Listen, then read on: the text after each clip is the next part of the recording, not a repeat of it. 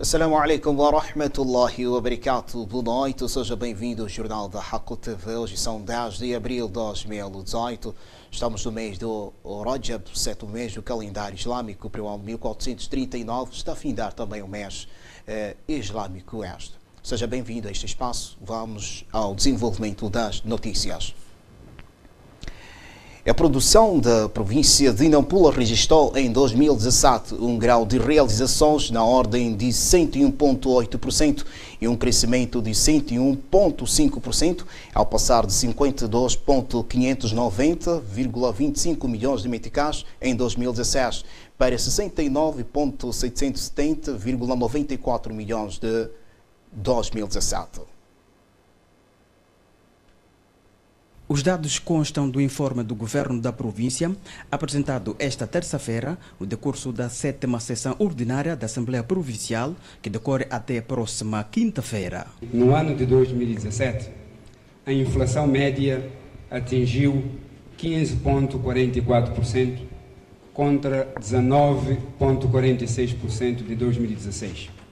Significa que ainda estamos num patamar de inflação muito elevado. Por isso é que ainda assistimos a um nível de custo de vida elevado. Precisamos de continuar a trabalhar para colocar mais bens e serviços produzidos no plano nacional, reduzir ou até eliminar importações, de modo a baixarmos cada vez mais o nível de inflação e, por via disso, baixar também o nível do custo de vida.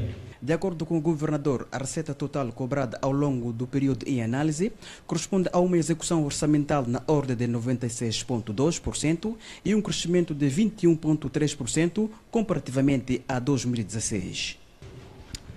E como podemos ver no boletim a seguir, a produção da província de Nampula em 2017, global, cresceu 11,5%. Veremos depois, área por área, qual foi o crescimento, sobretudo na produção agrícola, que cresceu 15%, contra um crescimento que nós prevíamos para 2017 de 6,5%. Portanto, quase que crescemos o dobro do que nós tínhamos previsto, e com destaque, como eu disse, para a produção agrícola, que cresceu em termos de volume 15% em 2017. Para além da avaliação do Plano Econômico e Social 2017, a 7ª Sessão Ordinária da Assembleia Provincial aprecia os relatórios referentes à situação das calamidades naturais que fustigaram a província e do processo de distribuição do livro escolar, entre outros temas. As bancadas da Frelimo e da Renamo na Assembleia Provincial de Nampula apelam a toda a população a aderir massivamente aos postos de recenseamento.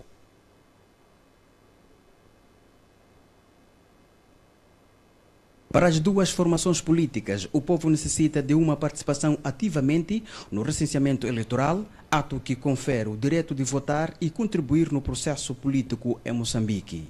Sensibilizamos igualmente os nossos concidadãos a acorrer em massa aos postos de recenseamento eleitoral, lembrando-os que só recenseados podem exercer o exercício de cidadania que é o voto. O processo a que nos referimos destina-se aos residentes nas vilas e cidades autárquicas. Por isso, somos chamados para mais uma educação cívica a todos aqueles que têm forma voluntária ou coagida. Para nós, o trabalho está sendo bem feito. Para os órgãos eleitorais, apelamos ao melhoramento da funcionalidade das máquinas para diminuir as intensas bichas que se nota em todos os postos de recenseamento da nossa província. Os trabalhos da 7ª sessão daquele órgão deliberativo estão a ser orientados pelo respectivo presidente, Bernardo Munhaki, que na ocasião apelou para uma maior cobertura dos participantes nos debates. Falta de contratos de trabalho, pagamento de salários abaixo do mínimo estabelecido por lei foram algumas das preocupações apresentadas esta terça-feira no encontro mantido entre os profissionais de comunicação social de Nampula e o governador da província de Nampula. Este encontro enquadra-se nas celebrações dos 40 anos da fundação da Organização Nacional dos Jornalistas, que se comemora esta quarta-feira. Apesar de alguma evolução em termos de empresas de comunicação social, a secretária provincial dos jornalistas debruçou-se sobre vários problemas que preocupam a classe. Nestes 40 anos também nós estamos preocupados com as questões relacionadas com contratos de trabalho. Sentimos que houve abertura, sim, para muitos órgãos de informação que foram surgindo, mas muitas delas não estão a obedecer aquilo que a lei de trabalho pressupõe, que é ter os contratos de trabalho em dia, ter salários que sejam dentro daqueles que são os trâmites legais. Conhecemos órgãos de informação cujos jornalistas recebem abaixo do salário mínimo, outros que trabalham a título de colaboradores, outros ainda que trabalham a título de voluntários, mas um voluntarismo que compara-se muito com profissionalismo, porque na verdade eles trabalham 8 horas de trabalho. Em resposta, o governador da província de Nampula reconheceu o papel desempenhado pela comunicação social na promoção do desenvolvimento econômico e social da província e do país em geral. O dirigente afirmou que o seu executivo está aberto a todas as solicitações dos jornalistas para fornecimento de informações de interesse público. Com a lei da imprensa hoje, os nossos arquivos têm que estar devidamente organizados, porque já não podemos dizer que esta e aquela informação não pode ser prestada porque não encontramos no arquivo. É obrigatório hoje termos arquivos devidamente organizados para que efetivamente o acesso à informação seja real e efetivo, quando necessário. A cidade de Nampula conta com 15 empresas de comunicação social, entre privados e públicas, albergando mais de 100 profissionais. O Serviço Nacional de Imigração em Nampula registrou durante a semana finda 18 infrações de vária ordem contra 9 de igual período do ano anterior. De acordo com o porta-voz da instituição em Nampula, que deu a conhecer o facto esta segunda-feira no encontro com jornalistas deste ponto do país, a subida considerável do número de casos de infração deveu-se às condições atrativas que a província oferece aos cidadãos estrangeiros, sobretudo os oriundos da região dos Grandes Lagos. No período em referência, foram realizadas atividades de fiscalização que resultaram na interpelação de cidadãos estrangeiros que se encontravam a residir de forma ilegal na província, facto que culminou com a sua detenção, estando neste momento a aguardar pela criação de condições para o repatriamento para os seus países de origem. Foi feita, na urbe da cidade de Nampula, 4 fiscalizações, que resultou em 73 interpelados, dos quais tenho a destacar a nacionalidade guinesa, que foram um número de 25 para os interpelados. Neste número de 73, temos a destacar a imigração clandestina, que foi um total de 16. Estes mesmo são os que se encontram retidos.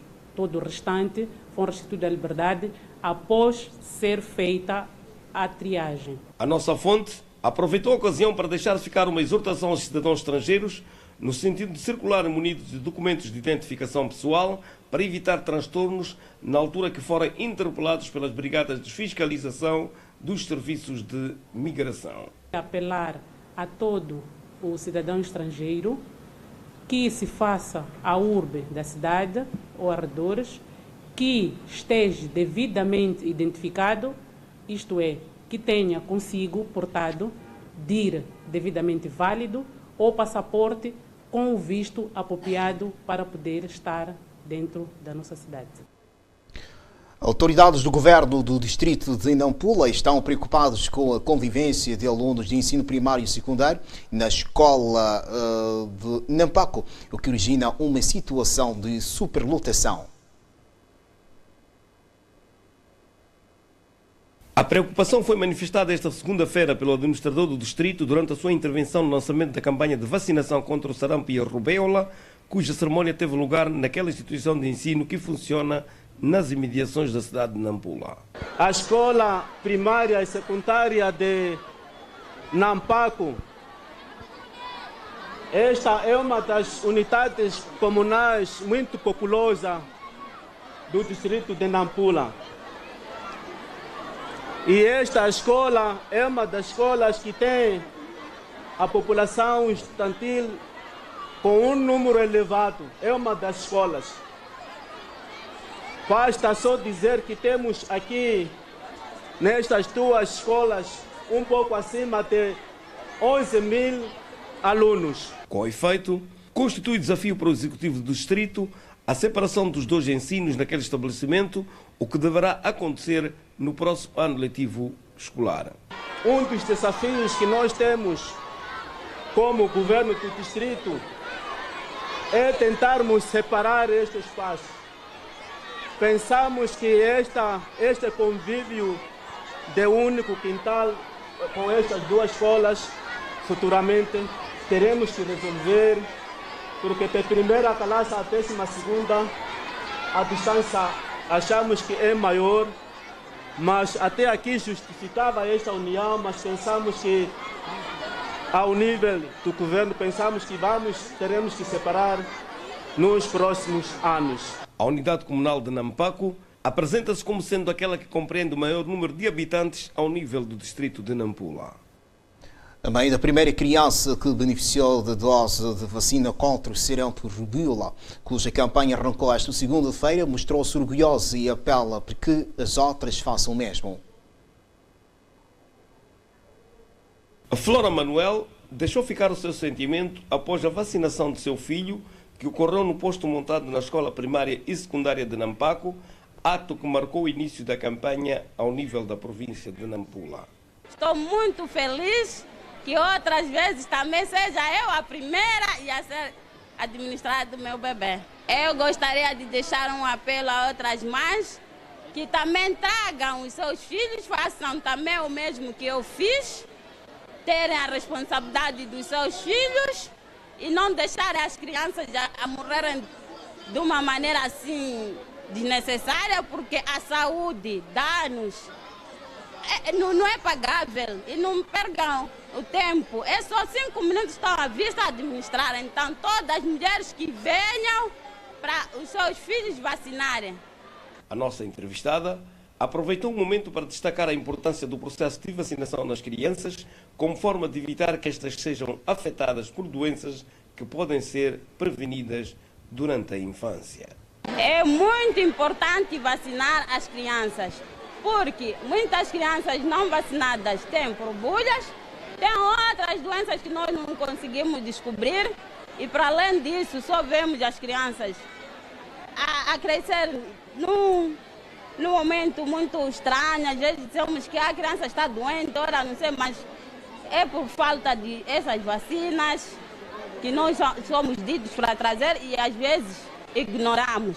Importa destacar que a campanha de vacinação contra o sarampo e a rubéola, que abrange crianças dos 6 meses aos 14 anos de idade, teve o seu início esta segunda-feira e deverá estender-se até o próximo dia 15 de abril corrente.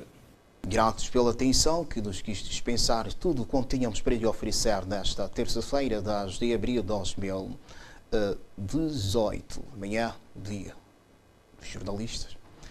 Passa bem. Assalamu alaikum wa rahmatullahi wa barakatuh.